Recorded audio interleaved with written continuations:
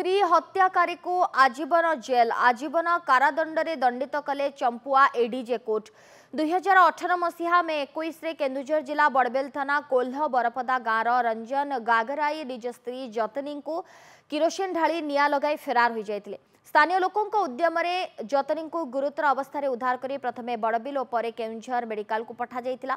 तेबे चिकित्साधीन अवस्था सेठारे तांकर मृत्यु होइतिला। एने बड़बिल थाना रे एक हत्या मामला रुजु होइतिला। परे बड़बिल पुलिस घटनार तदंत करी फेरार थिबा अभियुक्त स्वामी रंजन गागराई को गिरफ्त करी कोर्ट चालाण करितिला। मृत्युकालीन जमानबंदी और समस्त साक्षी प्रमाण को भित्ति करी अतिरिक्त जिला दौरा जज सरोज कुमार दास आसामी रंजन गागराई को दोषी साब्यस्त करने सहित आजीवन जेल दंडादेश सुनाई।